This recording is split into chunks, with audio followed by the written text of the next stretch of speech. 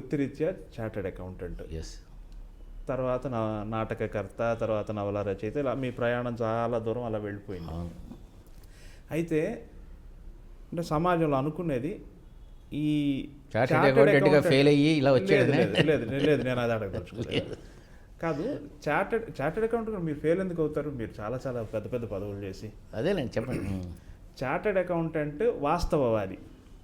సహజంగా ప్రతి క్లయింట్ని వాస్తవంలో ఉంచుతాడు. ఇలా చేయకండి, ఇలాగే ఉండండి అనే ప్రతి క్లయింట్కి చార్టెడ్ అకౌంటెంట్ తన వాళ్ళ కంపెనీ సీఏ వస్తున్నారంటే ఒక భయం, ఏమి శుద్ధులు చెప్తాడో, ఒక గురుస్థానం ఉంటుంది కదా, వాస్తవవాది.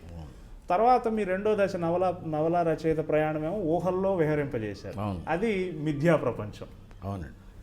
ఆ తర్వాత మళ్ళీ మీరు తీసుకున్న మూడో ప్రధానమైన స్టెప్ ఏంటంటే వ్యక్తిత్వ వికాసం, మోటివేషన్, ప్రేరణ, ఇది ఎంచుకున్నారు. అవునండి. ఈ భావ ప్రయాణంలో అంటే ఉత్తర ధ్రువానికి వెళ్తున్నారు, దక్షిణ ధ్రువానికి వస్తున్నారు అన్నట్టు ఉంది కదా, దీన్ని మీరు ఎలా అనాలిసిస్ చేస్తారు? స్ప్లిట్ పర్సనాలిటీస్ అండి. అంటే ఇప్పుడు ప్రకాష్ రాజు మంచి నటుడు, but he's also a good poet and good this, అలాగే విలనీ చేస్తాడు.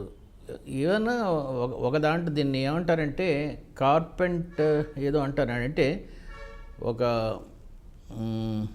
మధ్యలో వాయించేవాడు లేకపోతే ఒక హార్మోనియం వాయించేవాడు ఈజీగా కంప్యూటర్ ఇంజనీర్ అవుతాడు అంటారు.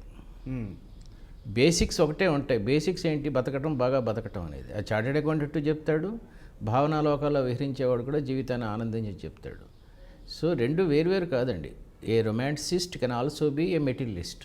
అది నా పుస్తకాల్లో తరచు రాస్తున్నది. అది నువ్వు మెటీరియలిస్ట్ అయ్యి బిజినెస్ కోట్లు సంపాదించి కూడా పడవలో వెళ్తూ చందమామను చూస్తూ హ్యాపీగా బతకచ్చు. ఇలా ఉన్నవాడు అలా ఉండకూడదు, అలా ఉన్నవాడు ఇలా ఉండకూడదు అని రూల్ ఏం లేదు. మీ నవలల విషయానికే వద్దాం. నవలల్లో కూడా మీరు మొదట రాసిన నవలల్లో ఒక రకమైన అంశాలు స్పృశిస్తే పోను దాని పీక్ తీసుకెళ్ళిపోయారు.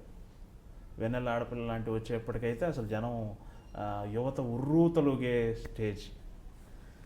మీలో ఉండే ఆ రొమాంటిక్ కోణం, మీలో ఉండే ఆ ప్రేమికుడి గురించి చెప్పండి సార్. మీరు అంతగా ప్రేమైక భావనని స్పృశించారు, అంతగా భయపెట్టారు తులసీదళం లాంటివి. ఆ ప్రయాణం గురించి చెప్పండి సార్. యాక్చువల్గా మా ఇంట్లో మా మదర్స్ ఫాదరు వాళ్ళు 6 బ్రదర్స్ అండి. మే 4 బ్రదర్సు. నాకు కొడుకు తప్ప కూతుళ్ళు లేరు. అసలు ఆడవాళ్ళు మా మదర్ తప్ప ఇంకెవరు లేరు, నేను చూడలేదు. నాకు తెలిసినంతలో 18 ఏళ్ళు వచ్చే వరకు మదర్ తప్ప ఇంకెవరు తెలియదు నాకు. లేదా మా ఆంటీని అసలు ఆడవాళ్ళు అంటే ఒక అద్భుతమైన ఒక బ్రహ్మ సృష్టి అనే ఫీలింగ్తో ఉండేవాడిని 18 ఏళ్ళు వచ్చేవారు.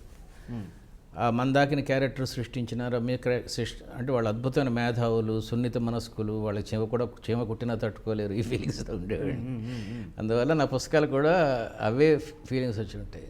ఇంకా తర్వాత వచ్చేసరికి 35 ఏళ్ళు 40 ఏళ్ళు వచ్చేసరికి కొంచెం ప్రపంచాన్ని చూడటం మొదలుపెట్టిన తర్వాత మనుషులందరూ ఒకటే, బలహీనతలు ఉంటాయి, బలాలు ఉంటాయి.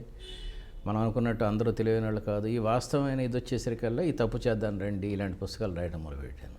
That comes with age only. ఇప్పుడు కూడా వెన్నెలో ఆడపిల్ల రాస్తే అసలు నేను రాయలేను కూడా, అంత భావకత్వం ఉండదు కూడా. ఇప్పుడు వచ్చిన ఫీలింగ్ ఏంటంటే మనుషులందరూ హ్యాపీగా బతకాలి అంటే ఫస్ట్ ఆరోగ్యం బాగుండాలి, డబ్బు ఉండాలి, కొద్దిగా కీర్తి ఉండాలి, జీవితం పట్ల ఉత్సాహం ఉండాలి, జ్ఞానం ఉండాలి. ఇలాంటి ఫీలింగ్స్ పెరిగే కొద్దీ భావకత్వం 6వ స్థానానికి వెళ్ళిపోతుందండి. చిన్నప్పుడు నేను సంపాదన లేని స్టేజ్లో లేకపోతే కొద్దిగా సంపాదించి ఇదే ప్రపంచం అనుకున్న స్టేజ్లో భావకత్వం డామినేట్ చేసింది. చాలా కటువైన ఎక్స్ప్లెనేషన్ ఇది. తర్వాత బతికే కొద్దీ ముందు ఫ్యాన్ ఉండాలి కదా, ఏసీ ఉండాలి కదా, ఒక ఫ్రిడ్జ్ ఉండాలి కదా, భావకత్వం ఉండాలంటే ముందు ఇవన్నీ ఉండాలి అన్న ఫీలింగ్ వచ్చేసరికి ఆ కాన్ఫ్లిక్ట్లోంచి తర్వాత వచ్చిన రియలైజేషన్స్లో యువతకి ముందు నేను చెప్పేది ఏంటంటే, ఒక అమ్మాయి ముంగురులో ఆరబోసుకుంటే చూస్తూ కూర్చో, ఒక గంట సేపు కూర్చో, కానీ మిగతా 16 గంటలు డబ్బు సంపాదించడం, కీర్తి సంపాదించడం, ఆరోగ్యం కోసం ఎక్సర్సైజ్ చేయటం, ఇవన్నీ చెయ్యి అనే వాస్తవ యాక్చువలిజం అంటారు దీన్ని. ఇది పెరిగిందనమాట. అందువల్ల భావకత్వం తగ్గిపోయిందంటారా? తగ్గిపోవడం అంటే ఎస్కేపిజం అయిపోతుందండి. నేను ఇప్పుడు నవల్స్ అందరూ చలంలాగా ఒక స్త్రీ ముంగురులోనే జీవితాన్ని నువ్వు ఆకలి లేకుండా కూడా బతకచ్చు, ఒక దేవిలో చిన్న ఇల్లు కట్టుకొని ఒక స్త్రీతో సంవత్సరాల తరబడి యుగాల తరబడి ఉండొచ్చు అని రాసేవాడు కదా. అది భావకత్వం అనుకుంటే నేను ఇప్పుడు రాయలేను అట్లాంటివి. ఫస్ట్ నీకు ఒక వ్యక్తిత్వం సంపాదించుకొని నీ తల్లిదండ్రులను బాగా చూసుకుంటూ ప్రేమ పెట్టుకుంటూ పెద్దల పట్ల నీ పిల్లల పట్ల, ఇట్స్ ఎ డిఫరెంట్ యాంగిల్.